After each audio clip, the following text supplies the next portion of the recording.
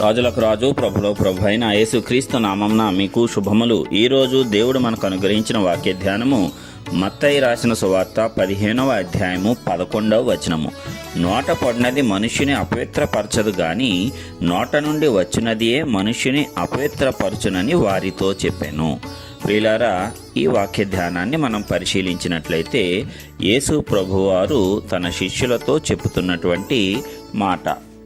శాస్త్రులు పరిసయ్యులు వచ్చి యేసు ఆయన శిష్యులు చేతులు కడుక్కోకుండా భోజనము చేయుచున్నారు అని చెప్పి ఆక్షేపణ చేస్తారు. అంటే ఆ దినములలో వారి యొక్క ఆచారం ప్రకారము భోజనం చేసే ముందు చేతులు కడుక్కోవటం అనేది పరిపాటి. మరి అదే విషయాన్ని యేసయ్య దగ్గర వారు ప్రస్తావించినప్పుడు దేవుడు హృదయము ప్రాముఖ్యమైనది కానీ చేతులు కడుక్కోకుండా తినటము ప్రాముఖ్యమైనది కాదు అని వారికి సవివరంగా చెప్తూ ఉంటారు. అయితే ఇక్కడ ఆయన చెప్పేది ఏంటంటే పరలోక రాజ్యం గురించి చెప్తూ ఉంటాడు. పరలోక రాజ్యంలో ఎవరు ప్రవేశిస్తారు, ఎవరు ప్రవేశింపరు అని చెప్పి వారికి అన్ని ఉపమాన రీతిగా చెప్తూ ఉంటారు. ఎందుకంటే నోటిలోనికి పోయింది ఎప్పుడూ కూడా మనుష్యుణ్ణి అపవిత్రపరచదంట, కానీ నోట నుండి బయటకు వచ్చినదే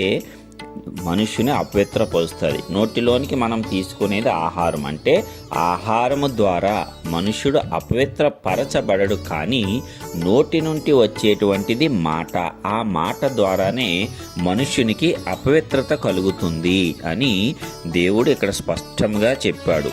ఎలాగంటే హృదయము నిండిన దానిని బట్టి నోరు మాటలాడుతుంది. మరి ఆ హృదయంలో ఏమేమి నింపుకుంటే ఏమి మాటలు వస్తాయి? మంచి నింపుకుంటే మంచి మాటలు వస్తాయి, చెడును నింపుకుంటే చెడ్డ మాటలే వస్తాయి. మంచి ధననిధి, చెడ్డ ధననిధి అనేటువంటి ఉపమానాన్ని కూడా యేసయ్య చెప్పటం జరిగింది. మరి ఇక్కడ ఎవరైతే హృదయాన్ని దురాలోచనలు, నరహత్యలు, వ్యభిచారాలు, దొంగతనాలు, అబద్ధ సాక్ష్యాలు, దేవదూషణలతో నింపుకుంటారో వారి హృదయం అపవిత్రమవుతుంది.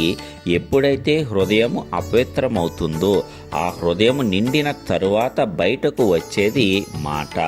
ఆ మాట కూడా అపవిత్రము. ఎప్పుడైతే చెడ్డ మాట పలికారో ఆ చెడ్డ మాట ఒక మనుష్యునికి అపవిత్రతను కలుగజేస్తుంది. అంతే తప్ప చేతులు కడుక్కోకుండా భోజనము చేయటము కేవలము మనుష్యులు కల్పించుకున్నటువంటి ఆచారము మాత్రమే.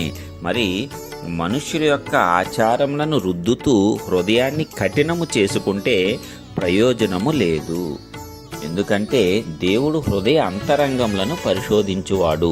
ఎవరైనా దేవుణ్ణి ప్రేమిస్తే, దేవుణ్ణి అనుసరిస్తే, దేవునికి భక్తి సాధన చేస్తే అది హృదయముతో చేయాలి. హృదయపూర్వకముగా ఆయనకు సేవ చేయాలి, ఆయనకు ప్రార్థన చేయాలి, ఆయనను స్తుతించాలి. మరి ఈ రీతిగా హృదయాన్ని మాత్రమే ఆయన లక్ష్య పెడతాడు తప్పిస్తే నీ పెదవుల గుండా ఏదైనా వేషధారణ మాటలు మాట్లాడి దేవుణ్ణి పొగడాలని చూసి, లేక పెదవులతో స్తుతించేస్తే చాలు అనుకుంటే మాత్రము దేవుడు ఏమాత్రము అలాంటి వాటిని అంగీకరించడు, లక్ష్య పెట్టడు.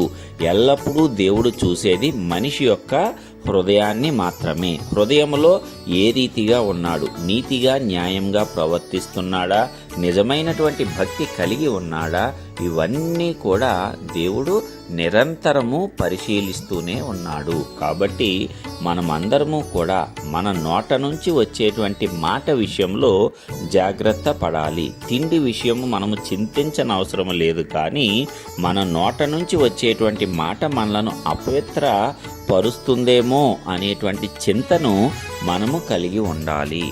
కాబట్టి ప్రియులారా, మనుష్యులు కల్పించుకున్నటువంటి ఆచారముల కంటే హృదయపూర్వకంగా దేవునికి చేసేటువంటి భక్తి సాధన అనేది ఎంతో గొప్పది. దానిని దేవుడు దృష్టిస్తూ ఉన్నాడు. దానికి మాత్రమే దేవుడు ప్రతిఫలం ఇస్తాడు తప్పిస్తే హృదయంలో చెడ్డ ఆలోచనలు, తలంపులు కలిగి ఉండి పైకి ఎంత ప్రార్థనలు చేసినా, పెదవులతో దేవుణ్ణి ఆరాధించినా, స్తుతించిన అవేవి కూడా దేవుణ్ణి చేరవు. దానికి ఉపమాన రీతిగానే దేవుడు ఈ సందర్భంలో వివరించటం జరిగింది. కాబట్టి మనలో ఎవరైనా అలాంటి వారు ఉన్నారా?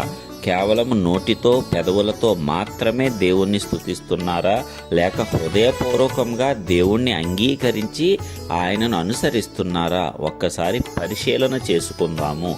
ఒకవేళ మన యొక్క ప్రవర్తన మనుష్యులకు భయపడో, పరిస్థితులకు భయపడో, వేషధారణగా కేవలము పెదవులకు మాత్రమే పరిమితమైతే ఇప్పుడే దానిని వదిలివేద్దాము. హృదయపూర్వకంగా దేవుణ్ణి అనుసరిద్దాము. అప్పుడు మాత్రమే దేవుని యొక్క మెండైన దీవెనలు మనము పొందగలుగుతాము.